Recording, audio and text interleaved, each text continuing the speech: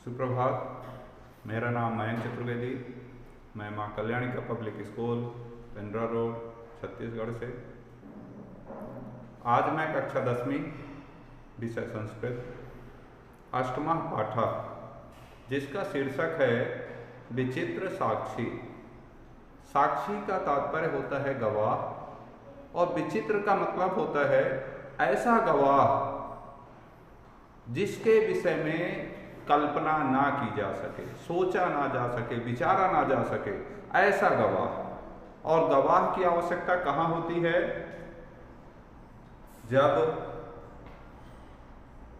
किन्हीं दो के बीच में कोई वाद विवाद हुआ हो या कोई घटना घटित हुई हो और उस दो के अलावा यदि कोई तीसरा नहीं है तो बस मैं कहूँगा मैंने नहीं किया, उसने कहा मैंने नहीं किया और उसका कोई निराकरण नहीं निकलेगा।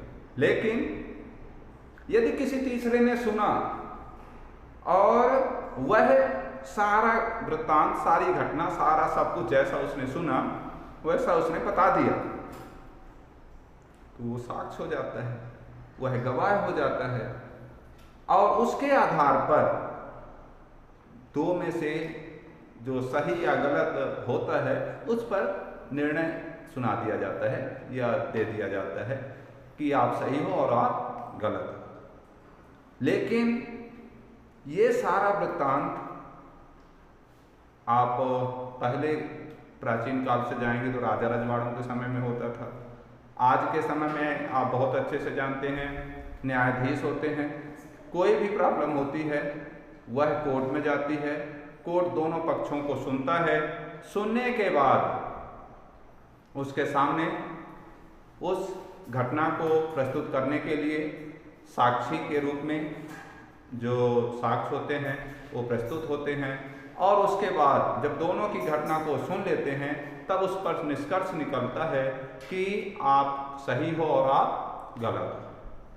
और जो सही होता है उसे ससम्मान वहाँ से मुक्त कर दिया जाता है, छोड़ दिया जाता है, घर भेज दिया जाता है।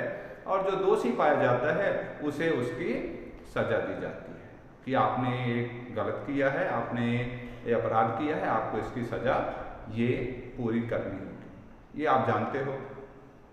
लेकिन यदि न्यायाधीश के पास, जज के पास, निर्णायक के पास कोई साक्ष्य ही ना हो, कोई साक्षी ही ना हो, कोई गवाह ही ना हो, उस परिस्थिति में भला बताइए कि वह कैसे किसी को कह सकता है कि आप सही हो और आप गलत हो? ये उसके लिए असमंजस की बात है, उसके लिए थोड़ा सा कष्ट की बात है, दुख की बात है, उसके लिए सोचने की बात है कि वो करे तो क्या रहे। वो सही भी करेगा तो सामने वाला मानने को तैयार नहीं होगा। क्यों नहीं होगा? क्योंकि उसके सामने कोई साक्षी ही नहीं है, कोई गवाह ही नहीं है। और ऐसी परिस्थिति में जज सही होते हुए भी सही नहीं माना जाता। ऐसी ही घटना हमारे इस पाठ में है और वह पाठ बहुत अच्छा है, समझने की बात है, लेकिन पाठ को मैं बाद में एक्सप्लेन करूंगा, पहले इसकी समरी बताना चाहूँगा। आप ये जानते होंगे कि जब कोई मर जाता है तो उसको लाश बोलते हैं, मुर्दा है एक तरह से, लाश बोलते हैं। और वह थोड़ा भारी भी हो जाती है। जैसे नॉर्मल व्यक्ति लेट जाए चारपाई में, उसे 4 लोग उठाएं तो मेरे हिसाब से उतना भारी नहीं होगा वो। लेकिन यदि उसके शरीर से प्राण पखेरु उड़ जाते हैं तो वास्तविक में वह शरीर कितना वजनी हो जाते हैं नहीं कह पाऊंगा मैं, लेकिन वास्तविक में बहुत भारी होता है। और यदि 100 मुर्दा लाश गवाह बने तो कितनी विचित्र बात है। शब्द क्या लिखा था? विचित्र। विचित्र का मतलब यहाँ यही है कि ऐसा व्यक्ति इस पाठ में साक्षी बना है जो पहले मुर्दा का काम किया है, लाश का काम किया है। और जब वह लाश के रूप में रहा और उसके पश्चात उसने सारी घटना सुनी और बाद में वह ऐसा साक्षी बना कि किसी पर किसी को किसी प्रकार का डाउट, किसी प्रकार का शक नहीं हुआ। और जो निर्णायक थे, जज थे, उन्हें भी फैसला सुनाने में, निर्णय देने में किसी प्रकार की कोई प्रॉब्लम नहीं हुई। तो इस पाठ में ऐसा ही हुआ। अब ये क्यों हुआ, इसका बहुत संस्कृत में एक शब्द है, क्या शब्द है आपको बताएं कि मतियो बुद्धिशालिना। मति मतलब होता है बुद्धि, अब विवेक मतलब होता है ज्ञान, और शालिना मीन्स होता है संपन्न। यदि वह अपने बुद्धि और विवेक से संपन्न है, बुद्धि और विवेक से भरा हुआ है, तो उसके पास ऐसा धन है, ऐसा धन है कि वह कभी खत्म नहीं होने वाला है। और वह अपनी बुद्धि और बल से कठिन काम को, असंभव जो जिसको मान लीजिए वह कार्य हो ही नहीं सकता, उस कठिन से कठिन कार्य को भी, असंभव कार्य को भी वह खेल खेल में कर लेता है। क्यों कर लेता है? क्योंकि उसके पास बुद्धि की चतुरता भरी हुई है, बुद्धि रूपी धन भरा हुआ है, बुद्धि रूपी ज्ञान भरा हुआ है, जिससे वह बड़े आसानी से उस काम को कर पाता है। तो हर व्यक्ति के पास बुद्धि होती है, हर व्यक्ति के पास ज्ञान होता है, लेकिन वह अपने ज्ञान को, अपने बुद्धि को कितना प्रयोग करता है, इस पाठ में निर्णायक जी के द्वारा, जज महोदय के द्वारा बहुत अच्छे से सूझबूझ में जानने को मिली है। हुआ क्या था, सिंपल सी बात बताता हूं मैं, कि एक किसान होता है। हर व्यक्ति के मन में अपने बच्चे को, अपने पुत्र को, अपनी संतान को पढ़ाने की, एक अच्छा व्यक्ति बनाने की लालसा होती है।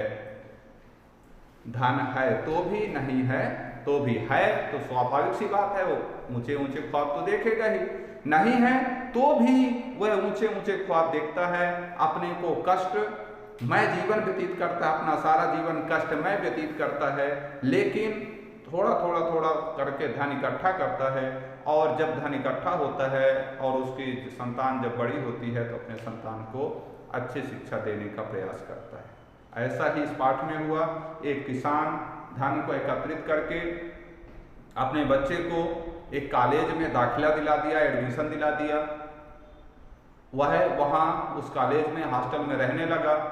अब कुछ समय पश्चात पिता की इच्छा हुई कि मैं अपने बच्चे से मिल करके आता हूँ। वह अपने बच्चे से मिलने के लिए जाने लगा, लेकिन उसके पास बस में चलने के लिए पैसे नहीं थे, तो उसने क्या किया, पैदल ही चल दिया। कोई बात नहीं, बस के लिए मेरे पास किराया नहीं है, टिकट का पैसा नहीं है, तो मैं पैदल ही चलता हूँ। पैदल ही चल दिया। अब चलते चलते, ऐसा पास में तो था नहीं, चलते चलते रात हो गई।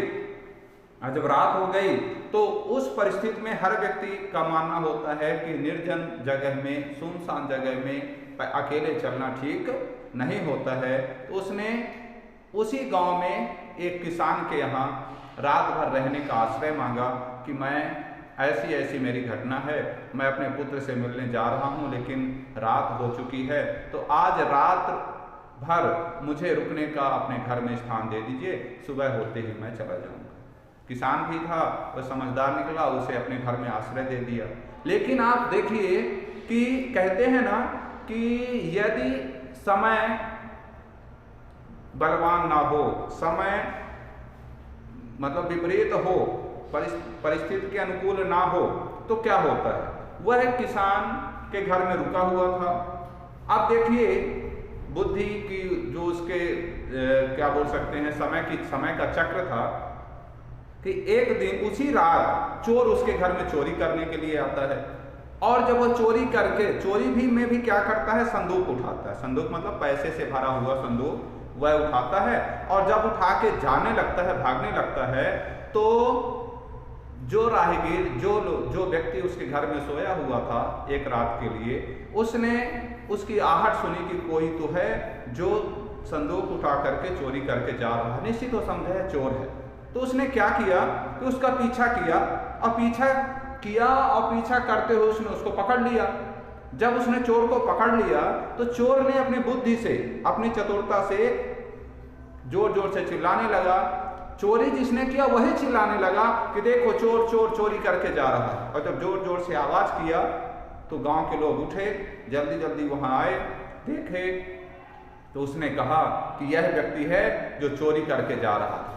तो लोगों ने देखा, बोले हाँ ये तो वास्तविक में चोरी किया है। और उसको उन्होंने कहा कि चोर है, और जो चोरी करके गया था, अच्छी बात सुनिए, जो चोरी करके गया था वह कोई और नहीं, उस गांव का पुलिस अधिकारी था। वह चोरी करने आया हुआ था। उन्होंने कहा यदि आप इसको पकड़ लिया है तो इसको ले जाइए जेल में डाल दीजिए, और खुशी खुशी उसको ले गया, उसने जेल में डाल देता है। दूसरे दिन से जब वह कोर्ट में पेश करता है, कोर्ट में उस व्यक्ति ने सारा वृत्तांत बताया, तो जो जज महोदय थे उन्होंने उस व्यक्ति की सारी बात को सुना और उस सारी बात में उन्होंने एक निष्कर्ष निकाला कि ये जो बात बोल रहा है यह सत्य है, लेकिन मेरे पास इस सत्य को प्रूफ करने के लिए कोई साक्षी नहीं है, कोई गवाह नहीं है। मैं कैसे कहूं कि तुम सही हो और ये गलत है। उसके लिए उन्होंने कहा कि ठीक है, आज आप लोग जाइए, इस विषय पर मैं विचार करके कल निर्णय सुनाऊंगा और कल आप इसी समय कोर्ट पे आएंगे। वो चले गए। एक दिन का समय जज महोदय को मिला। वो बोले मुझे क्या करना चाहिए, साक्षी तो चाहिए। तो उन्होंने बहुत अच्छी तरकीब सोची, बहुत अच्छा एक उपाय सोचा, और उन्होंने अपने ही व्यक्ति को, अपने ही 2 व्यक्ति उन्होंने लगाए कि एक कोर्ट के बाहर जाएगा, रुका रहेगा, और दूसरा जाके एक चौराहे पे मरने का नाटक करेगा। और वो ऐसा ही किया कि एक को चौराहे पे लेटा दिया, उसके ऊपर कपड़ा ढक दिया, कंबल उड़ा दिया और बोला कि तुम मरने का नाटक करोगे। और दूसरा आया और बोला कि मैं क्षमा चाहता हूं, चौराहे पे एक लाश पड़ी है। तो जज साहब ने कहा अरे ऐसा है तो एक काम करिए, आप दोनों जाइए। दोनों कौन कौन जाइए?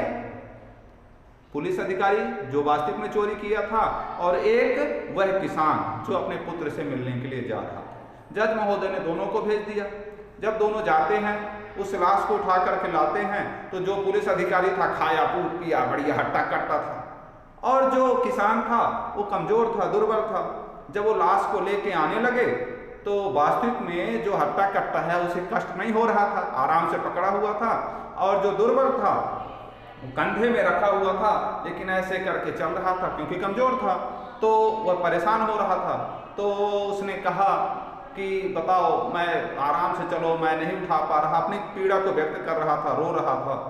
तो पुलिस अधिकारी जो था उसने जो काम किया था वह उस समय व्यक्त कर दिया कि उसने कहा देखो, यदि तुम मुझे उस समय ना पकड़े होते चोरी करते हुए तो मैं वो पैसा ले जाता और तुम उसमें ना फंसते और आज तुम्हारी ऐसी हालत ना होती। अब तुमने यदि ऐसा किया है तो चलो आज निर्णय हो ही जाएगा। जज महोदय तुम्हें 3 महीने की सजा सुनाएंगे, अब तुम जेल में रहो। लेकिन वो क्या करे? वो बोले क्या करूं, अब समय ही ऐसा है। कहते हैं ना कि यदि समय बलवान ना हो तो ऐसा ही होता है।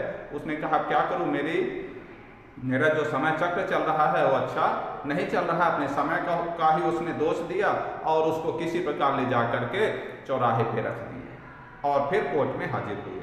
जब कोर्ट में हाजिर हुए, जज महोदय ने उनकी बात सुनी। अब जैसे सुनी तो बोले देखो, मैं तुम्हारा निर्णय तब तक नहीं सुना सकता जब तक कोई साक्षी ना हो, और वास्तविक में किसान तुम ही चोरी किए हो, क्योंकि पुलिस महोदय का, पुलिस अधिकारी का ऐसा कहना है। उसी समय देखिए जो विचित्र साक्षी शब्द आया है, जो कंबल ओढ़े हुए शव के रूप में बैठा हो, लेटा हुआ था, वह अचानक वहां से उठता है, कंबल को बाहर करता है और खड़ा हो जाता है और वो कहता है कि महोदय, ये किसान चोरी नहीं किया है, चोरी किया है यह पुलिस अधिकारी, क्योंकि जब ये मुझे वहां से ला रहे थे तो इस पुलिस अधिकारी ने अपनी सारी बात इसे बोली है। अब जैसे ही वह सारा वृत्तांत एक साक्ष्य के रूप में देता है, जज महोदय जो थे उसकी बात को सुनकर अपोजिट फैसला सुनाते हैं। मीन्स जो चोरी किया था उसे 3 के बजाय 6 महीने की सजा मिल जाती है, और जो किसान अपने पुत्र से मिलने के लिए जा रहा था उसे ससम्मान मीन्स सम्मान सहित उसे घर वापस भेज दिया जाता है। और उससे ये शिक्षा मिलती है कि वास्तविक में जिस प्रकार अपने बुद्धि के प्रभाव से, बुद्धि के बल से जज महोदय ने जो निर्णय सुनाया, वास्तविक में वह जीवन के लिए बहुत महत्वपूर्ण है। सत्य और असत्य को जाने बिना, सही और गलत को जाने बिना यदि निर्णय सुनाया जाए तो वह गलत होता है। और ऐसी परिस्थिति में जज महोदय ने जो ऐसे साक्ष्य को, विचित्र साक्ष्य को अपने सामने प्रस्तुत किया और वह विचित्र साक्ष्य सबको प्रूव कर दिया कि वास्तविक में सत्य को प्रकट करने के लिए साक्ष्य की आवश्यकता होती है। तो यह कहानी, यह पाठ इस बात की प्रेरणा देता है कि हमें हमेशा अपने बुद्धि और बल का प्रयोग करना चाहिए। धन्यवाद।